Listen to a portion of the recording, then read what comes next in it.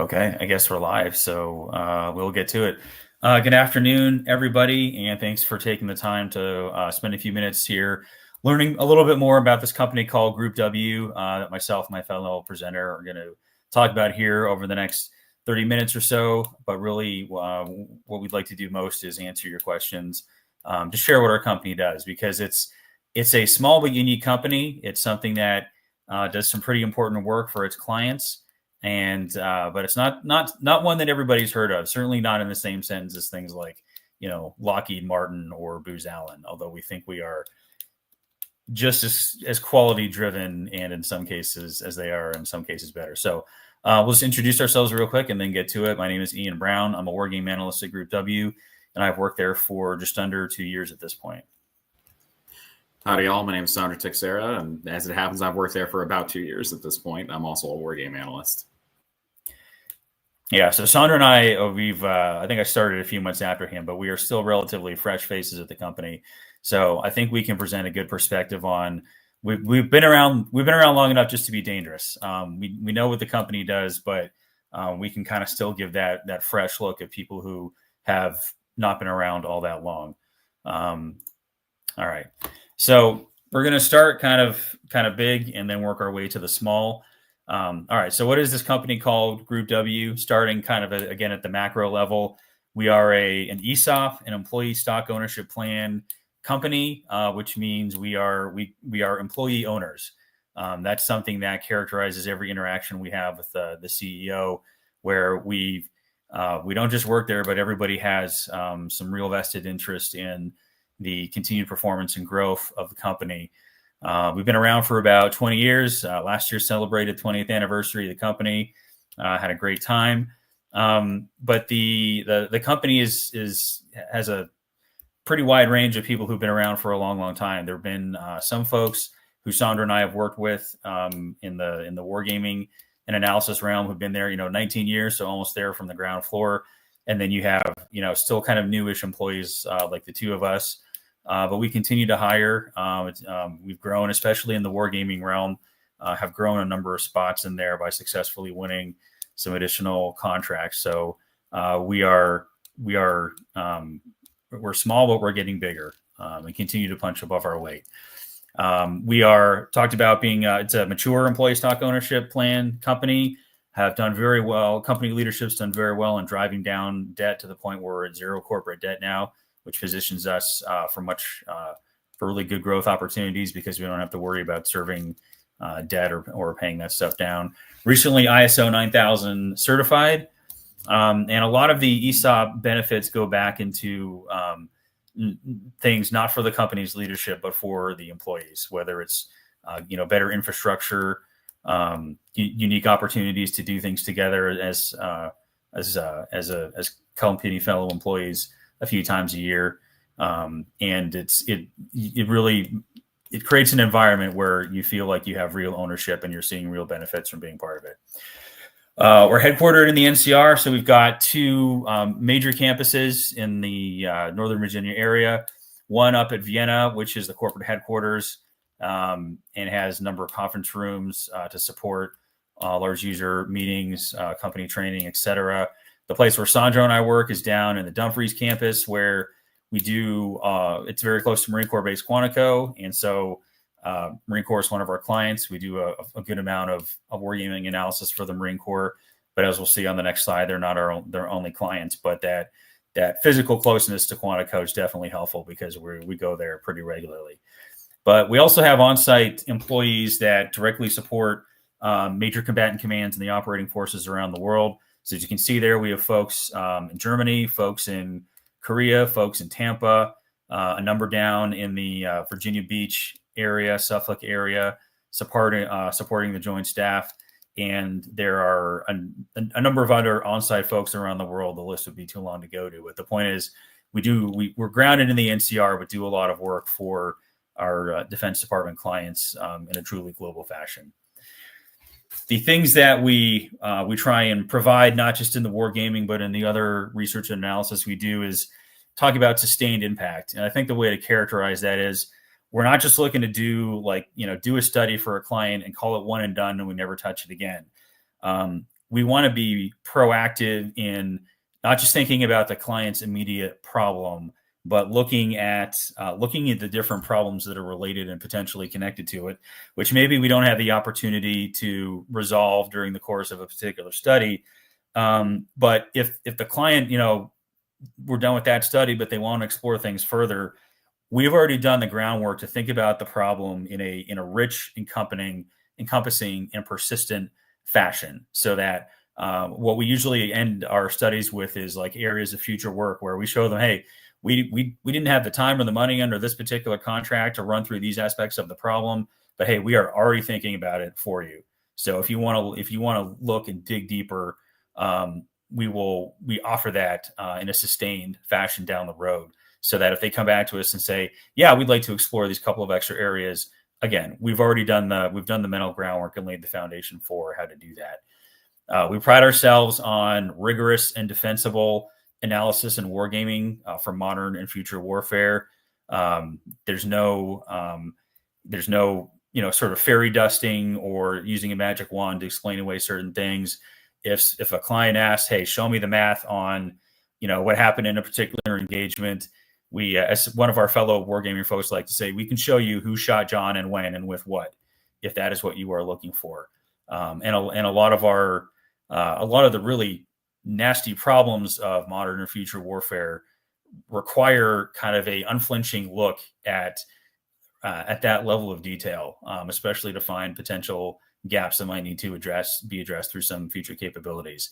And finally, like I said, we're going to talk here about some of the wargaming aspects we do, but it's not just wargaming. It's in an ecology or an ecosystem of research, analysis, modeling, simulation, even looking at some sort of human studies programs, which are another area that the company looks at.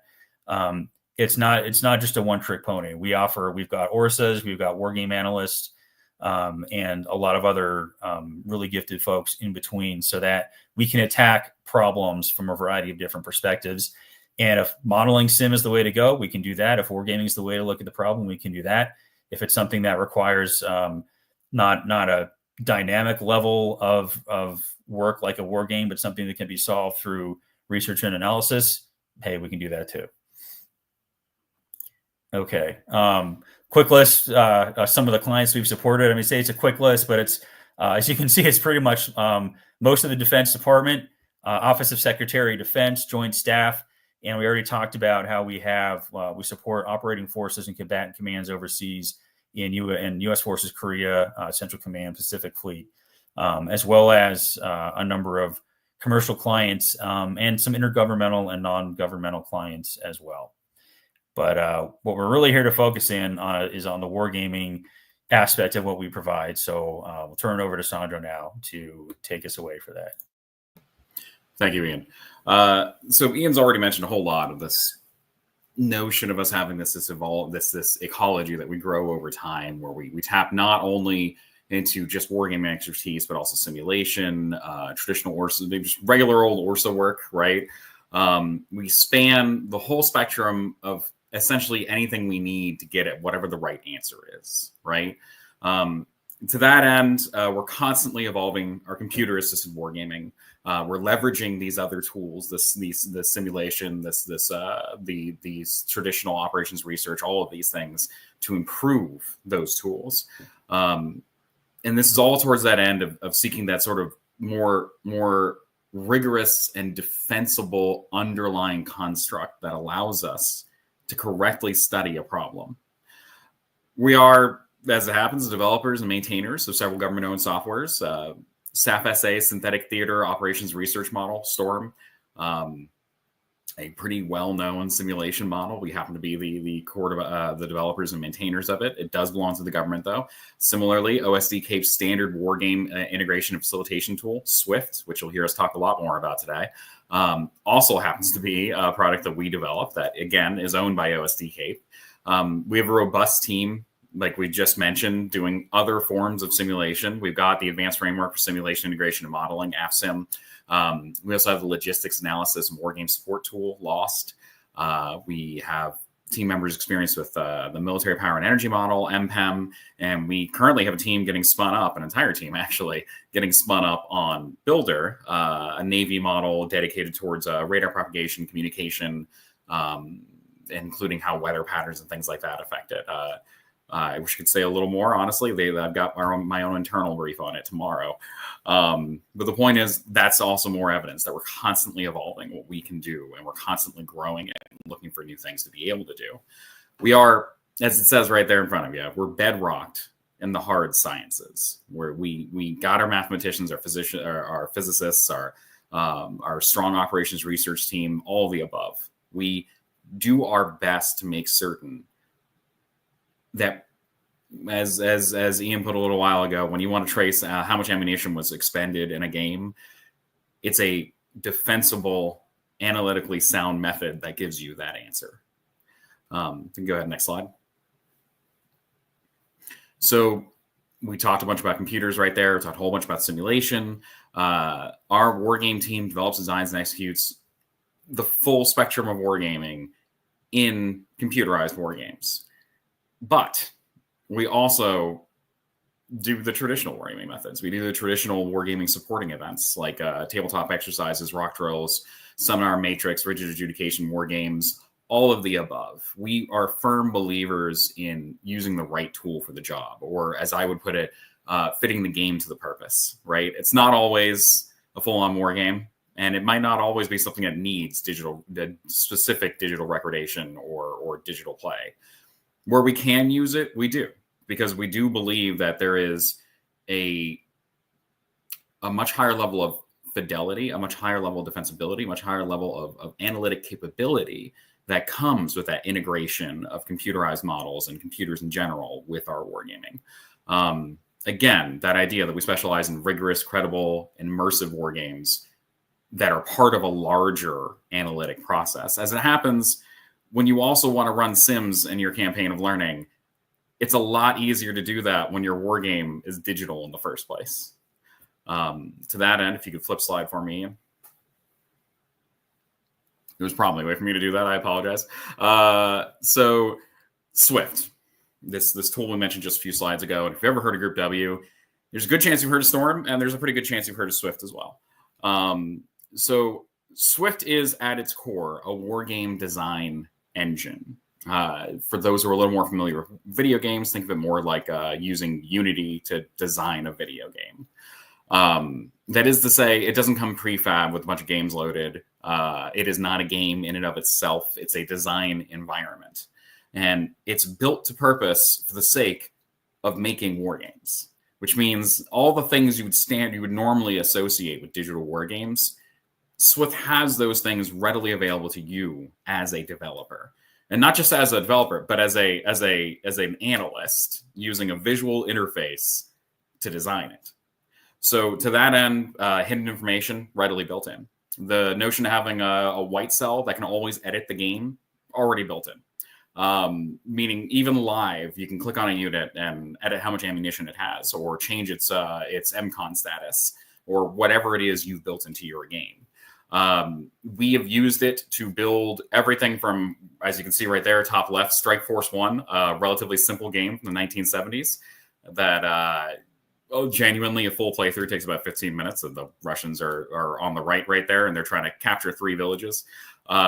Nice, simple hex encounter, great toy game. We had one of our I suppose recent hires, less than a year ago. Yeah, that's recent. One of our recent hires built this during his training pipeline. Almost entirely in just our visual interface. He did use some programming with a programmer, but that was more to teach them both the process that we use internally for cross-pollinating between the two. The other examples there, without going into too much details, at the bottom you have a tactical war game playing on another hex grid.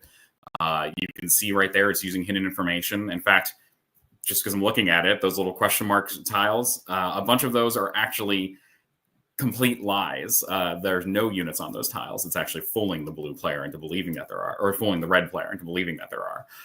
In the top right, there's an operational level game. What I can say about it is that it involves essentially planning out 24 hours of operations and then executing them through white cells adjudication. A little bit more similar to a more traditional operational war game on tabletop in many ways, but very different from the other two games you're looking at here. And I've seen people build, obviously, the classics like Drive on Mets. I've seen them build much more creative, logistically focused tools and games in Swift. It is an incredibly flexible platform is the core underlying idea. And again, belongs to OSDK, designed for the analyst. Right there, as it says, it is a Java-based program, which means it has high portability across government systems. It runs on a version of Java that is the most commonly used version throughout the US government approved, meaning you should be able to just drop it onto any computer and run it clean. We'll go ahead and next slide. And part of the reason this matters so much, part of the reason digital wargaming matters so much that we haven't even touched on yet, you can tell I can talk about this for a while, I'm sorry, is that it allows for many small advantages that really add up. For one, because it's digital, you have perfect recordation of the entire game. Every action taken, everything done is recorded. Swift gives you, as a designer, the tools to put in hooks into the data so that you can explicitly extract certain elements at the end of the game. Or you can fully info dump an entire game. I took all of the ISR hit, odd way to put it, all the visibility adjudication results from a recent game, all the ISR hits, I guess is a way of putting it, and filtered and categorized those and used those to answer a bunch of questions about who saw what, how did they see them, what did we most commonly see, which of our platforms were most useful, which of Red's platforms were most useful. And we were able to do that because Swift records every single thing because it's a digital platform. The digital platform that is designed to do so, I should specify. Further, it's completely transparent. It's not a black box. If you're in Swift, logged in, you can hop on the white cell and simply start tearing apart the game's rules. You can see exactly how they're programmed in, exactly how they function. You can reverse trace everything. If you want to know what the algorithm is, we can show it to you. We're more than happy to. It has always been our attitude that if we're going to do defensible, true analytic wargaming, it can't be a black box. Now, right here, this slide, this idea of empowering iterative wargaming. First off, what does that even mean? I admittedly talking to an audience at Connections, I kind of expect that most people have an idea. But the example I commonly give is you want to look at a problem. Well, first, we help you to shape a COD-op, right? We help you to shape that problem well enough that it can actually be put into a war game. Again, tool to purpose. If you're not quite there, we're not touching a war game yet. We're going to do something else. And whether that's simulation, traditional operations research, or perhaps a TTX or a rock drill to help refine your concept. We're going to take that then and lead into what we would refer to as iterative war game number one. We'll play out that war game, we'll learn what we learn, and then we'll take what we learn and we'll analyze the living goodness out of it, right? We'll do that traditional operations research. We'll run it through a sim if it makes sense to run it through a sim. In fact, without getting too into the weeds of the details, we just recently ran an iterative war game number one for a client.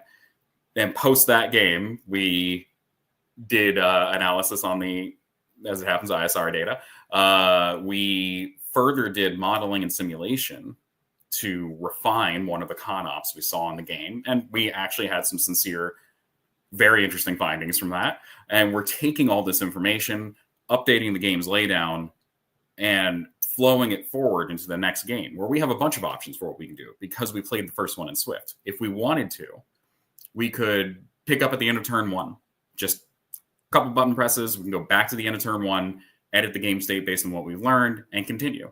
We could start with the exact same starting laydown built by the players during the game. All of that is exceptionally easy because of the way Swift is built.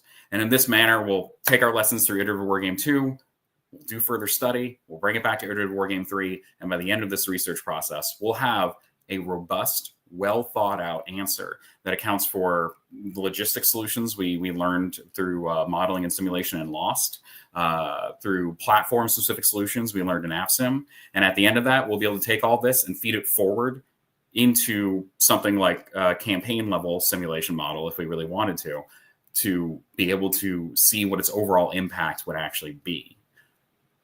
this is the space we operate in. This is this idea of iterative wargame. This is Group W's idea of a full and robust ecology of options brought together by a team that is constantly cross-pollinating, by a team that is constantly working together and sharing ideas to be able to get at, it's corny because it's the company's tagline, I apologize, but to get at the right answer. And that's really our goal. When we talk about sustained impact at the front, all of this is to serve that notion of sustained impact. You don't achieve sustained impact by just turning in the study and telling your sponsor that you're right, everything's good, carry on. You achieve it by turning in the study and saying, you're kind of right, you need to consider these other things. We can help you get there. And we're more than happy to do it because we want to actually see you, the client, achieve what is actually the correct answers to the problem that you're facing. So to that end, Ian, you can go ahead and next slide me. And that right there is probably a good point to transition talking about our culture and why we kind of are the way we are. So sorry, I just stalled because I had a little message and I clicked the thing. So on my end, why did I join Group W? There's a note here, I think. Yeah, right there about eclectic perspectives. All of us come from various different backgrounds. Ian will speak in a moment. You'll see is a very different background for me. I spent over a decade working in operations management in restaurants, of all things. I've always been an avid wargamer, hobbyist, fascinated in game design. So what brought me here? Well, obviously I love war games. The job sounds really cool. That's neat. But I'm not the kind of person to make a leap in that fashion.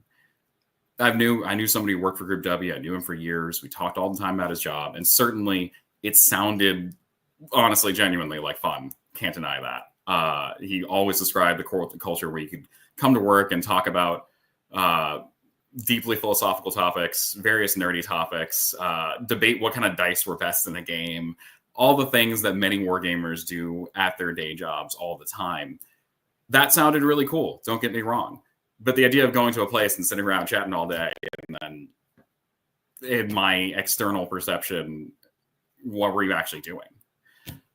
Eventually, we got to this point where he and I actually started to discuss what he was doing as much as he could. Obviously, I was out of it, so he couldn't say much. But what I realized really quickly was that he had this inherent dedication to, again, pursuing an actual genuine impact on his client, to actually making a difference. He had this frustration anytime that he might possibly end a task order or a contract with a deliverable the client was happy with, a deliverable that would bring them back, but a deliverable that might be ignored. He did everything in his power. And as I got to know more people in the company, I saw that all of them did everything in their power to make certain that every delivery was above the client's expectations and genuinely useful to them. And I admired that. I like this idea of we work to get things done, and we do everything we can, including being willing to take others' opinions from, again, this idea of just various backgrounds, right? You get invited into a meeting because you will be heard and we want to hear you. We will actually work together. I'm just going to say it to the point of genuinely clashing in opinions and ideas, because we know that by doing this, by engaging in, again, as it says right here, I'm trying to avoid reading the slide, sorry. By engaging in the dialectic, we're going to get to that right answer. And for me, as a person who worked in the business world and was constantly expected to deliver, and then that was my bread and butter, that's where it really started to hook me. This idea of a group of people who are so dedicated to delivery that when they discover another problem along the way while trying to solve a client's problem, they wrap that problem right in and they actually genuinely went after it and tried to solve it. I loved it. It sounded amazing and it sounded like such a cool place to work. And I'll say that in the 2 years that I've been here, it has genuinely proven to be so. That's enough for me. I've ranted long enough. I'll go ahead and hand this back to Ian here. Yeah, so the clash of ideas definitely something we can touch on. I will add I'll add a foot stomp to the ticker at the bottom for those who are out there in the audience. If you have any questions for either one of us, please feel go ahead and throw them into the YouTube chat. I believe Chris Weave is looking at it. I've got it up on my phone, so we are looking. So if you ask a question, we should be able to get to it. Yeah, but so the eclectic perspective thing. We talked a lot about the military clients. Sandro comes from a definitely a non-military background, but still one which has a lot of operational insights that can be leveraged for military problems, and that can be really healthy because I come from a military background, and I know that sometimes the royal we in the military don't often look outside of our own bubble and stovepipes and every other buzzword you can use to talk about sort of truncated thought. And that's one of the things that I have found really exciting about working at Group W, because the balance of employees, I want to say, is probably roughly 50-50 between former military folks and folks who have zero military background or relation to it. They're there, whether, like from Sandro, from, commercial operations, or from more, sort of strict academic backgrounds. But it's that mix that actually creates a lot of really good insights. I came to Group W because I'm a former Marine Corps helicopter pilot. I was not really looking to fly, but I was really fortunate in my last few years in uniform to work at a think tank type organization that had that did a lot of wargaming for Marine Corps students, but also had like kind of a flat, non-traditional organizational structure, sort of, not found often in the military, right? Which is usually very hierarchical. Whereas this think tank organization, there was a boss who was in uniform, and there were still uniformed folks, so they're still trained to command, but the structure was, when there was a problem or a project, everybody kind of got around in a circle, and the boss would say, all right, this is the problem, but then look to all of us in the think tank and be like, what are we going to do about it? And it was not like the director's idea had to go forward and we just had to execute. She was generally looking for our thoughts and our ideas for how to do it. It was fantastically empowering and liberating to feel like you could take ownership of a problem, and she would back you up and run it through. So I got spoiled doing that my last 4 years in uniform. And so when I was getting ready to look, to my, what's my real grown-up boy job going to be? I was looking for an organization where I could hopefully do wargaming, but also had that same type of structure. And Group W kind of stood alone in that realm. And so I knew a couple people who worked there already. I kind of got a little peek behind the curtain. But everything that I was seeing and hearing about the company was that, yeah, all that stuff we have on the slide there, the meritocratic environment, dialogue, eclectic perspectives, that's what they offered. And that was very appealing to me. And in the 2 years I've been there, I found that is, the actions match the bumper sticker, essentially. We do, like kind of same thing. Like there's always a project lead, right? There's somebody who's in charge of whatever the particular problem is, and they'll build the team, get the Avengers together to go look at it. But after the problem's kind of laid out, like the project lead will sort of step back and ask everybody on the team, all right, what are we going to do about it? And the expectation is not that everybody's there to just rubber stamp the project manager's initial approach. The expectation is you come with ideas, you voice them as we grapple with this problem together, and you are expected to energetically back up your perspectives. And sometimes the energy can get very energetic, but the point is you're expected to contribute to the problem solving thing. And one of the really cool things is that it's not just based on sort of the job description that you're hired for, right? Like Sandra and I were both hired as wargame analysts. However, we both bring those other life professional job experiences to the table. So I'm hired as a wargame analyst, but if we had a problem, a Marine Corps problem looking where somebody might have a question about How does a Marine Corps helicopter do this? I can talk about that. And it's not just, I get to show off doing that. You are expected to bring all those additional perspectives to apply, to look at the problem in a really holistic fashion. And Sandro, I'm sure, has had, experiences where somebody's looking at a logistics throughput problem, right? Well, managing those restaurants, that's very much logistics throughput, supply chains, getting the right stuff to the right place at the right time. And so it's expected to not just bring whatever wargaming experience we might have, but those other professional insights that are maybe outside of the immediate problem set, but can still potentially be applied. And so it's really great to be able to bring like the fullness of that experience and see it welcomed, outside of the job description, like I said. Okay, I'm going to stop there because I think we are starting to get some questions here in the chat. Let's see. First one, are you prepared for a ton of applications after this presentation? Entirely up to all of you in the audience, but I think we can talk to Chris and make sure that the job opening part of our website is put in here in the show notes for this episode. So I'm going to sign Chris Weave up for that to make sure that happens.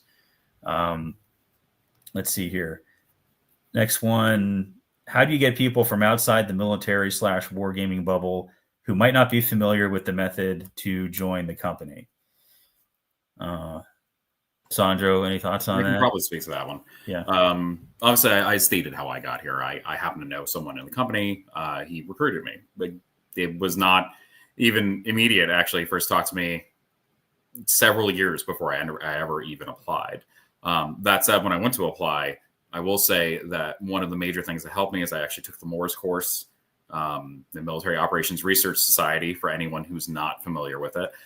They have a great course as an introductory to wargaming. I took that sort of as a show of seriousness. I spent a lot of time reading on professional wargaming. So if anyone out there just doesn't know what it is, you're somehow discovering it at this conference for the first time, by all means, please read Peter Perla's Art of Wargaming. That's probably the most basic recommendation I can give you. I wouldn't take you seriously if you hadn't read it. But there's a ton written on professional wargaming. By all means, start to immerse yourself in it. Otherwise, in terms of sort of oddball recruits, it's usually through recommendation, but we have a website and we look at every application on the website. Maybe make your shot, make your pitch. You're gonna see my personal contact info at the end here. You're more than welcome to reach out if you'd like some assistance in terms of shaping your application, or you just want to talk to someone about why you might be a great candidate. Beyond that, we are everywhere. We're here today. We'll be at Modern Day Marine. We're also at Sea Airspace today, simultaneously, right this moment. We're in two places at once because we happen to have more employees. We're all over the place. We're making it to every major conference. Talk to us. I genuinely mean that. Talk to us. You're going to see us everywhere. So you're more than welcome. Hopefully that answers reasonably. Again, both of our emails at the end here. Feel free to email us. Yeah, actually, that's all those different things we're going through this year is another great point to emphasize, which is that we try and provide all this great value of stuff to our clients, but we also take some pride in trying to be thought leaders in the professional wargaming space as well, right? Not just getting beyond the client and contributing to the larger professional, discipline to the extent that we have a professional discipline. We want to be part of that, and we want to help shape and guide it. So yeah, we're going to, Sandra mentioned, we're going to be at all these things. I'd also note though, that we help actively build and manage those parts of the professional community where we can. So for example, Sandra didn't say this, but he is helping do the backbreaking, mind-numbing work of herding cats to get ready for the wargaming community of practice component of the MORS Symposium, which is coming up in just a couple months, right? So we are, helping drive that professional train down the tracks. And then also we're going to have a number of our employees, if you go to the MORS Symposium, not just herding cats, but also contributing content, contributing insights into the professional discussions that are going to be happening there to, to share all, experiences from things that we've done, both for our clients, but also for things that we've done in personal capacities. Like, I think I'm slated for a few presentations at Moores, and like probably half of them are just personal things I've done to in my off time that I think might be of value to the larger wargaming community. And you catch us that at Moores, catch us doing more of that at Connections. I'm going to jump into Chris's other question here in a minute, but it's not just the presentations, right? Like, we have employees like Philip Purnell, who's a regular author contributor to written discourse on the professional wargaming community. Like, I think he's done stuff for PAX Sims, for War on the Rocks, right? Like, so we're not just sort of staying at our Dumfries campus doing great stuff for our clients, but not sort of keeping the light in the basket, right? We're taking the basket off so that light can shine and help benefit the rest of the community. And then getting into Chris's question there, the breakdown in before you touch, Chris, could you flip to the next slide? Because I keep mentioning our emails more than literally on the next slide. There we go. Continue, please. Sorry. Yeah, so feel free to spam all of us, especially Carl. Spam Carl as much as you want to. But yeah, so the breakdown of service representation, we have a pretty joint group of employees. Yeah, I'm a former Marine. Phil's former Navy.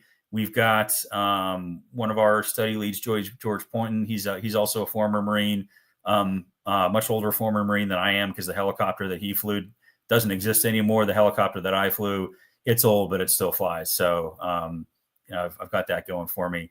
But I think we recently hired a former Marine infantry guy. We have a former Marine Anglico, and it's like, okay, we have a lot of Marines, I'll say that. But we've got, Phil for the Navy. We've got Trey Smith, who's former Army. We have our assistant program manager for a lot of the Marine Corps stuff. Jeff Libby is former Army helicopter pilot. And that's just at the Dumfries office, and I'm probably forgetting a few folks. We've also had some folks who are not, they didn't serve in the military, but they did work with different parts of it. So we have Philip Cologne. Before he came to us, he did work with the Navy's salvage office. Who's the name of the guy who was former Air Force or worked for the Air Force? Sandro, you remember? I was going to say let's not oust everybody's names necessarily, but I will say that we have some Air Force representation, since you mentioned it, Barry Geis. But we have Air Force representation. We've got Navy representation. We've got Marines in spades, obviously, because we have an office down in Dumfries. We work with the Marine Corps a ton. A bunch of Army, a little bit of everything. And in fact, our perspective, me and Ian, were specifically the Dumfries office, so that slants our perspective. As I understand it, our Vienna office has a lot of more Air Force representation built in. So in terms of representation, we've got folks from all walks of military life. Yeah. Okay. So going to Mitchell Lanza's question there, how much of a barrier is not having a secret or SCI clearance? What I've usually told folks when prospective applicants have contacted me is, look at what it says on our job postings on the website, and what it says is what the job requires.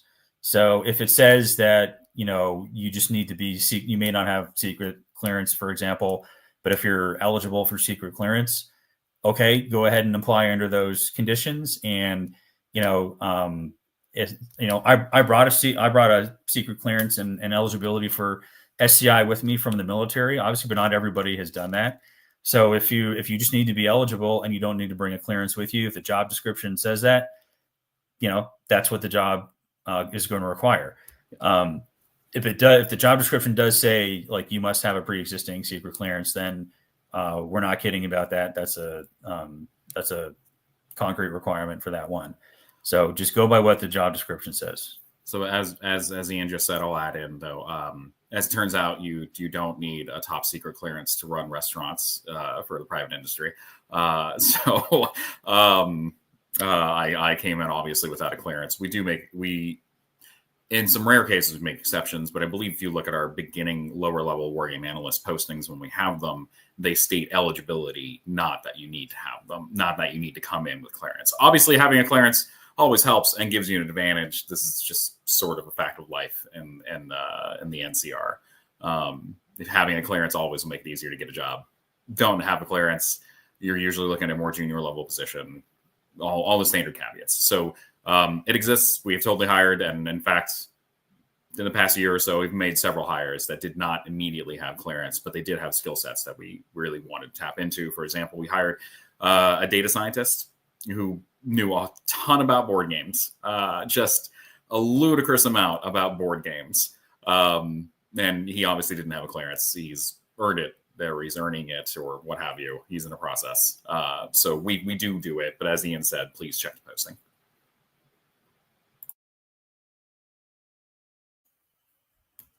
Okay, yeah, we got the bubble. There's no more questions. So in the absence of anyone else throwing in something at the last minute, I think we're rounds complete here. You see our contact information on there. And yeah, if you want to know more, just either email us, or we'll see you at Connections or Moores or Modern Day Marine or AUSA or ITSEC down the road. We plan on being there, waving the Group W flag, and be happy to talk more about our activities.